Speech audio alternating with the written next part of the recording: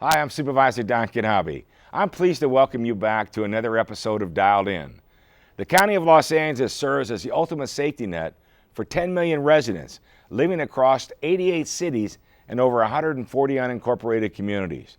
We have 35 different departments employing 108,000 people to offer services from animal care to zoning, each making a major impact in the lives of our residents. Leading these departments takes someone with talent, organizational skill, and most importantly, vision. And we've got the very best.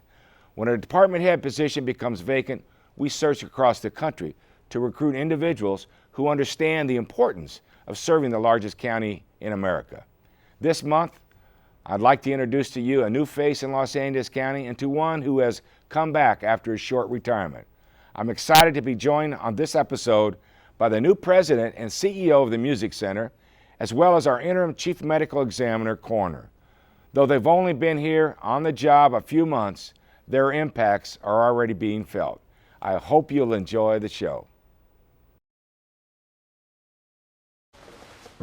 Maybe he's really focused. Maybe he likes spinning the wheels. Maybe he just loves trucks.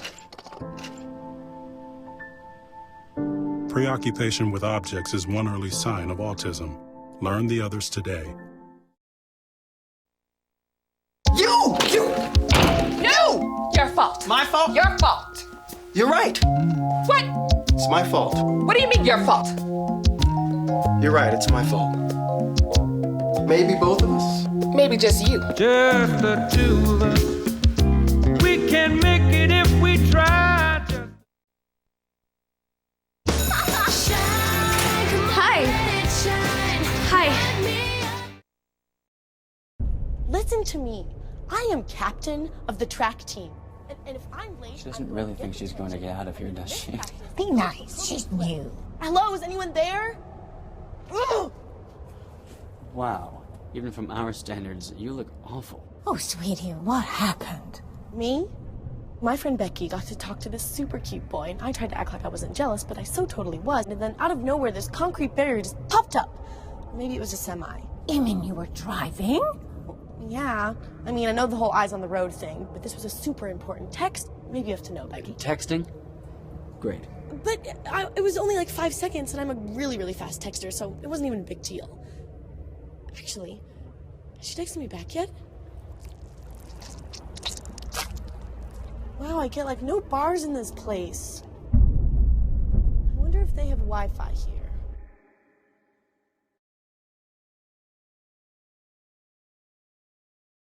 Welcome back to Dialed In. My first guest today is Rachel Moore, President and CEO of the Music Center.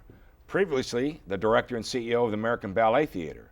Rachel joined the County of Los Angeles late last year, but her impact on the music and the arts is already being felt. So thank you for joining me today. Oh, I'm absolutely delighted. So you come from the big city, the American Ballet Theater. Tell us what that was about.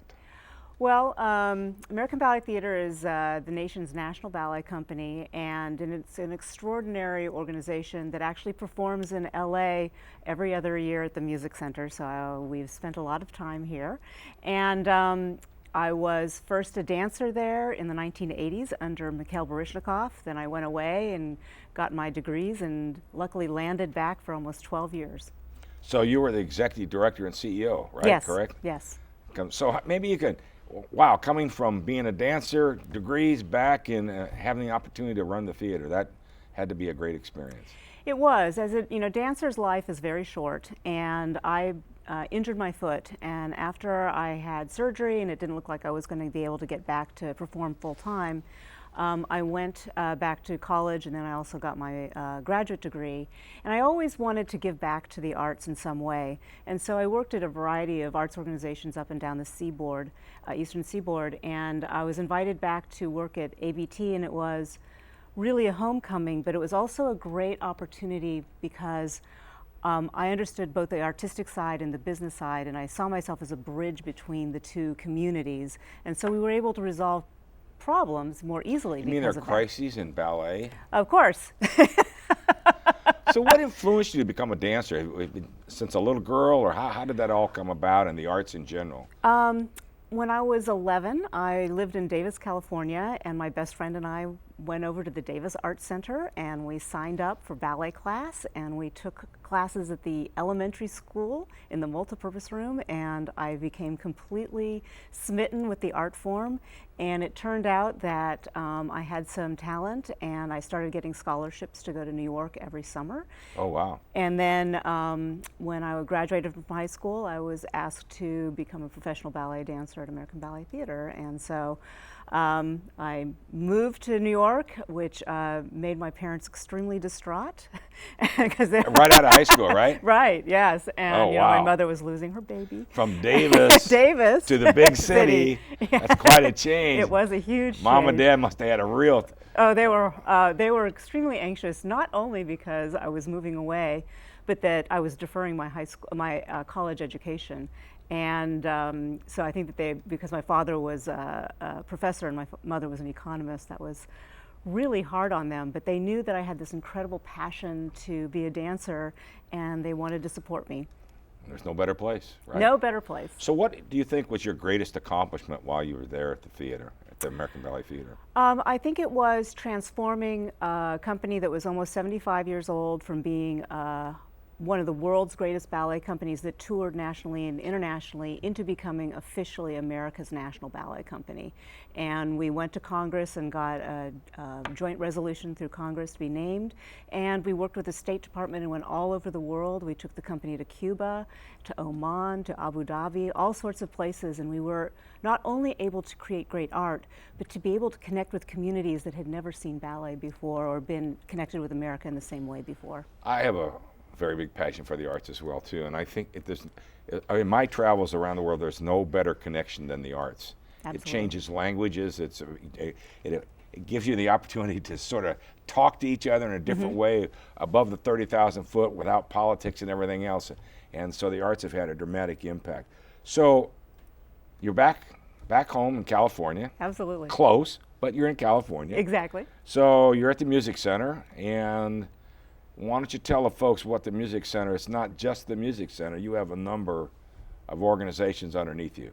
So the Music Center is comprised of the theaters, Disney Hall, Dorothy Chandler Pavilion, the Mark Taper Forum, the Amundsen Theater, but also Grand Park, which is right across the street, which we took over about 3 or 4 years ago.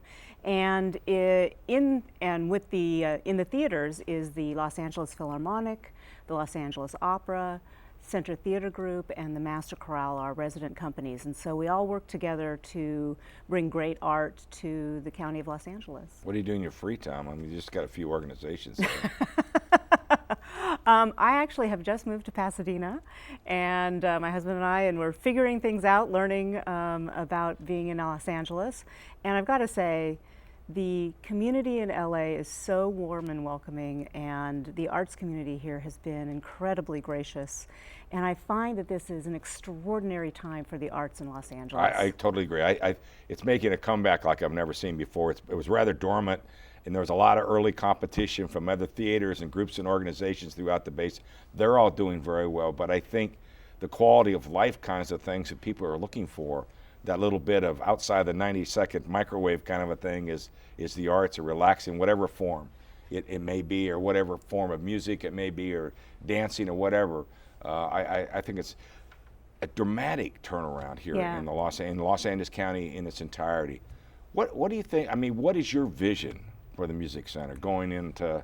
You've been on for a few months, and I know that you're still sort of catching up and catching your breath. But what do you see in the out years? My goal is to transform the Music Center into a performing arts center that is truly relevant to the 21st century, to be welcoming to everyone, and what's great about the Music Center, and this is something that everybody faces across the country in the arts, the classical arts, is how do we diversify our audiences, our programming, and because LA County is arguably the most diverse county in the country, right, we can be the leaders in what that means for everyone else, because we're far ahead of everybody else in the changing demographics. And so in order to be truly relevant, we have to figure out the new programming and outreach earlier than everyone else. And I think it's going to be great for us to be leaders in that role. And I think that's coming about. I know in my own district, as an example, the LA Opera.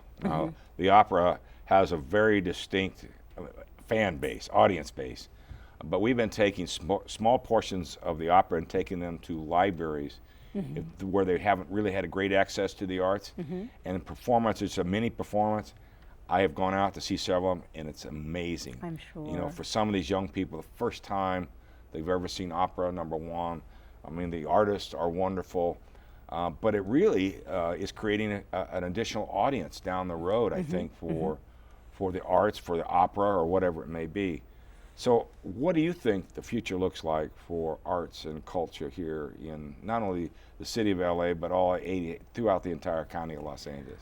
I think it's extraordinarily bright, and part of it is because this is such a rich and diverse area. There's so much art in all sorts of different ways bubbling up. And also I'm finding that people from the East Coast are moving here because the feeling is the arts are welcomed here and artists are welcomed here, and the creation is a welcomed process. And so I think that we're getting lots of people from outside wanting to come, but also the richness here of who and the voices that can come up, it's extraordinary, and I think that it's just going to grow and grow and grow. Right, and as we deal with the diversity issue, and I think the outreach is going to have a dramatic impact. One of the things that I've seen, and at Rancho Los Amigos, which is a county facility, it's a rehabilitation hospital, and some of the things we're doing out there, but I see it in other community-based programs, the dramatic impact of the arts on the disabled community. That they have this opportunity to be creative in their own very, very special and unique ways. And the Music Center has been a part of that and helping us do that, as well as some other groups and organizations. So are you seeing that as well too? I mean, when we talk about diversify, it's just not about the ethnic absolutely. population. It's about age, it's about... I'm very sensitive to senior issues. It's about disabilities. No, diversity is a very broad word.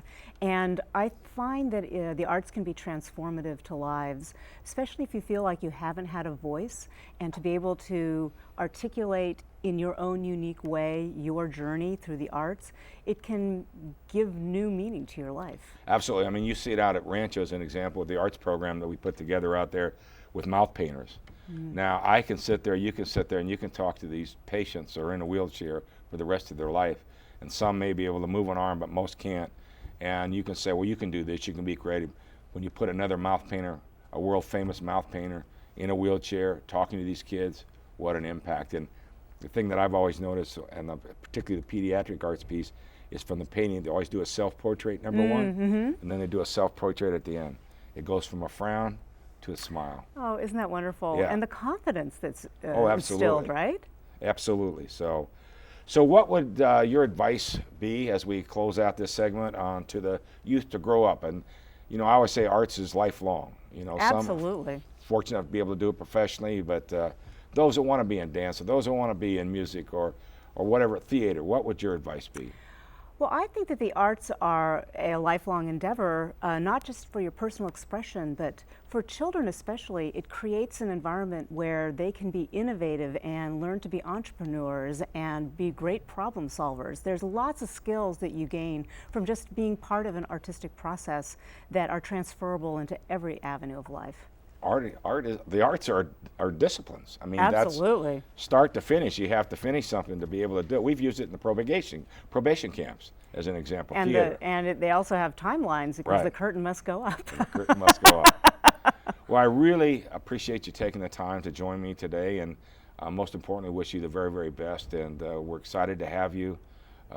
Like I said early on, we felt your fact that you're here already, and you've had a dramatic impact, and wish you the very, very best in the future and the vision for the arts. And I think we're on our way. I think you get to be at the front end of a very big change in the arts and culture here in Los Angeles County. So we thank you and welcome you and wish you the very best. Oh, thank you so much. I'm delighted. Thanks for being here.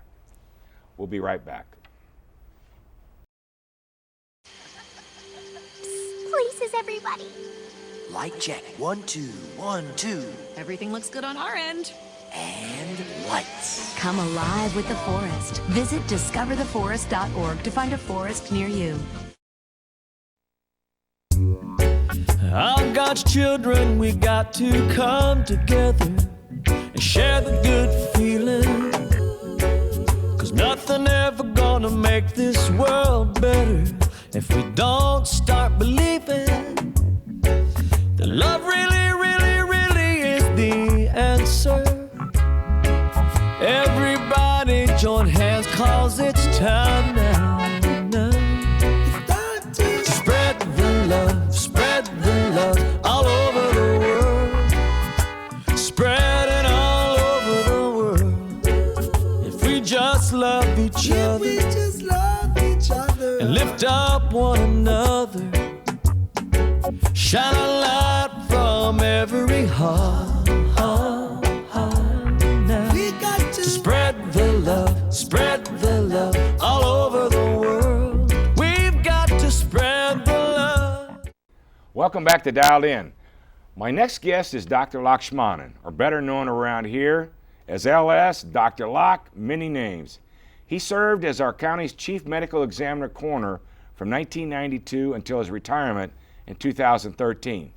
Now he's back with us, serving in an interim role, and I really appreciate you being here today, Dr. Lakshmanan. Thank you for joining me. Thank you, Supervisor, for this opportunity. So before we get into it, I want to officially welcome you back as the interim. Maybe you could tell us how your first few months on the job have been. First of all, thank you for giving me the opportunity to serve the citizens of this county. We have several challenging issues facing the department, but I think I have the support of the department, the CEO, and the Board of Supervisors, so we should be able to meet those challenges.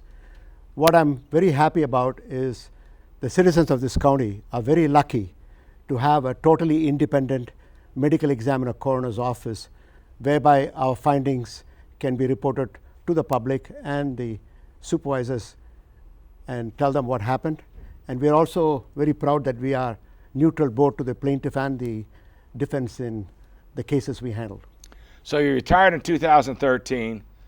I know you never gave up your medical life. Maybe you could share with us what you've been doing the past few years prior to coming back. I'm actually fortunate that I'm both a certified clinician and pathologist.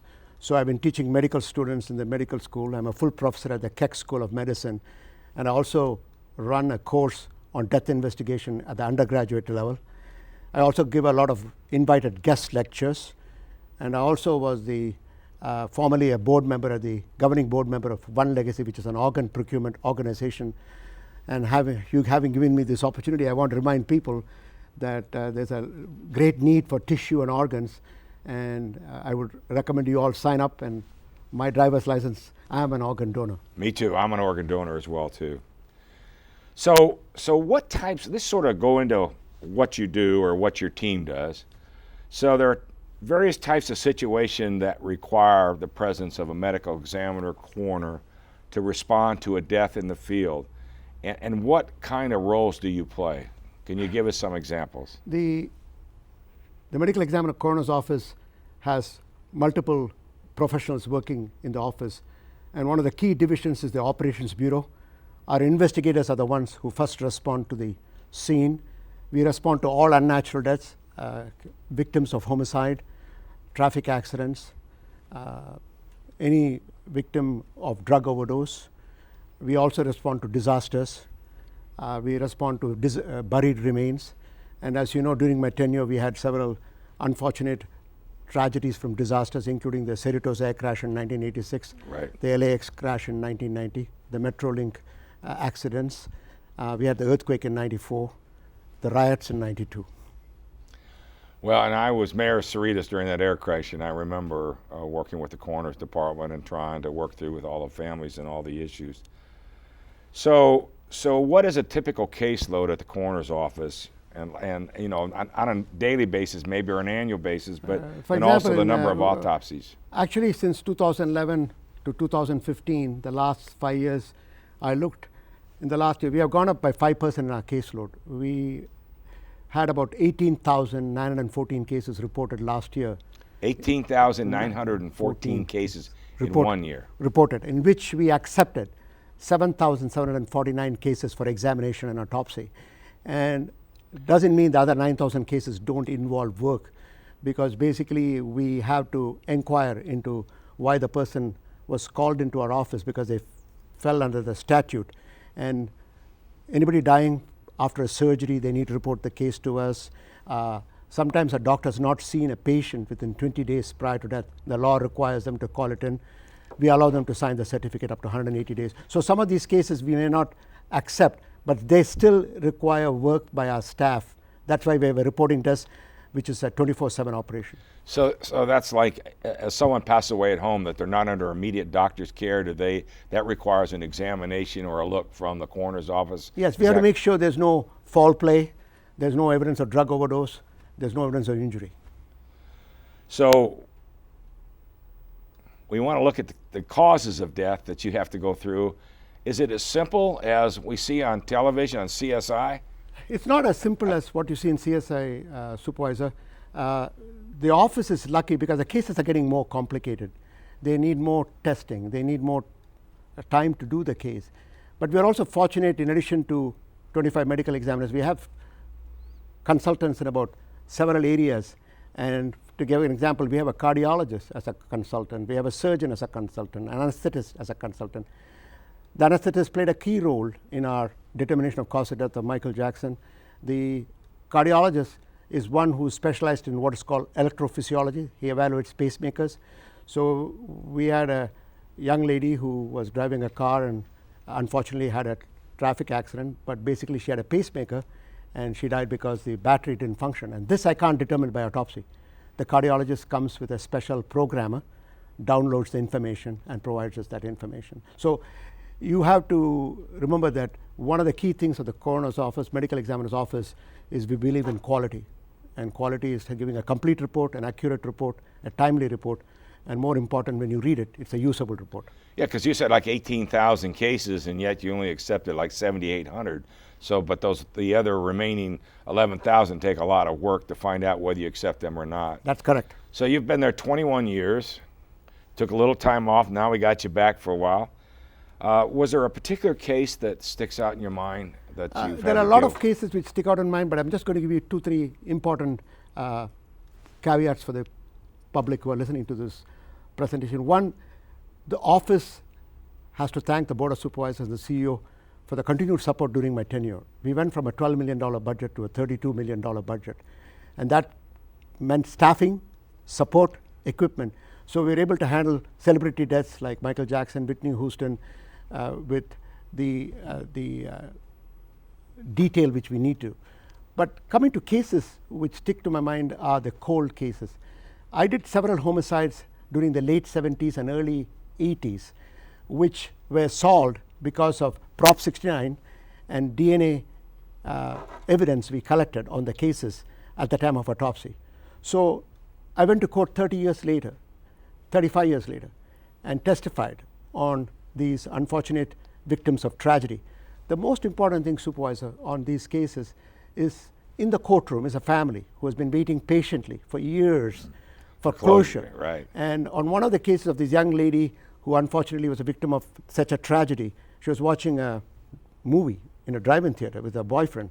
3 suspects came, they beat up the boyfriend, and she was unfortunately assaulted and then murdered with a gunshot wound. So in this case, I testified against one of the suspects, and at the end of the trial, the best thing, Supervisor, was the family wanted to meet me. And they came and shook my hands and said, thank you, doctor. But I said, it's not me, it's the system, it's teamwork. As so you know, how long has DNA been in effect that you're able to do that? I mean, because DNA, when you go back to your early days, DNA was not a factor, correct? Not a factor, but ever since the Simpson trial, we have had a lot of cases where DNA has played an important role.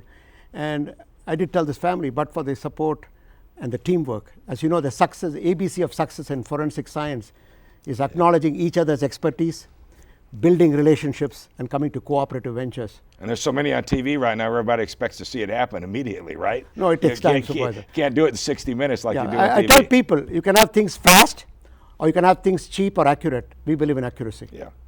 So O.J. Simpson's been in the news recently, and you were a very important part of the case of the century, correct?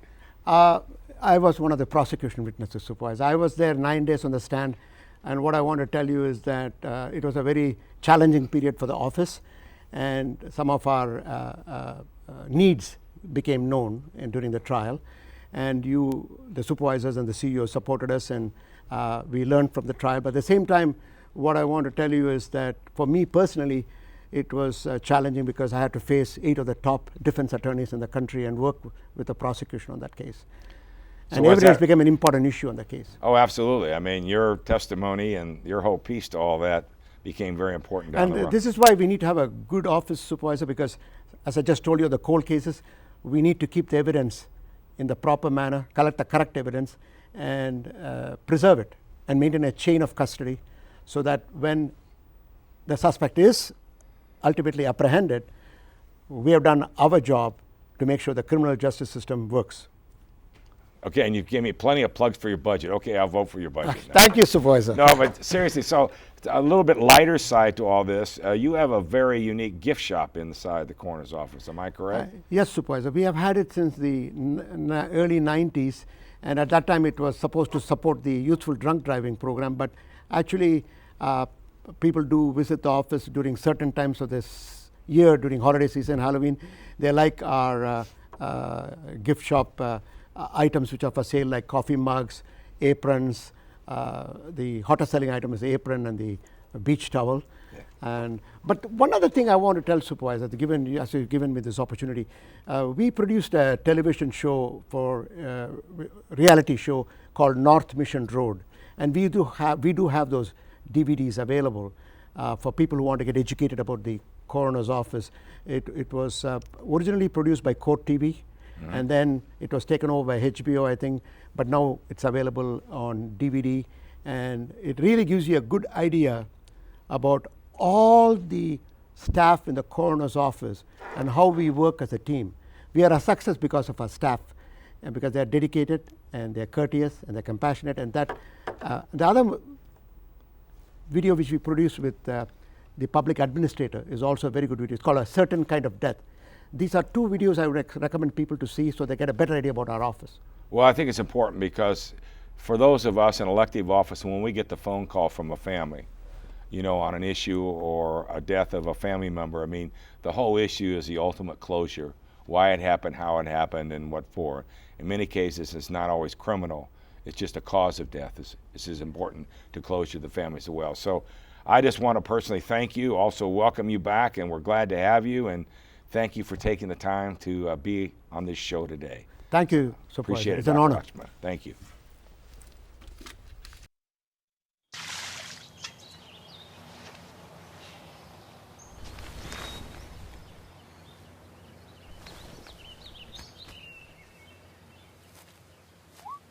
Smokey just gave me a bear hug.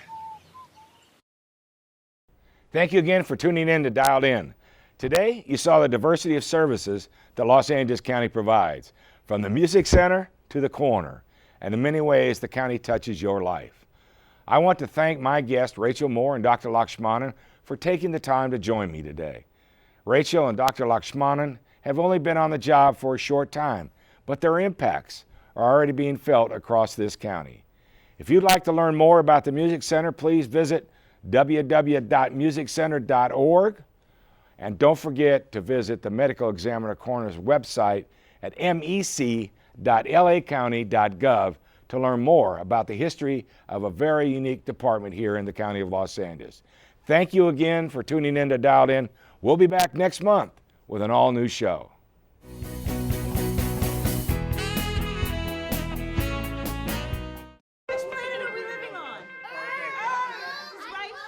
What do you think it would be like to teach? Chances are, you have no idea.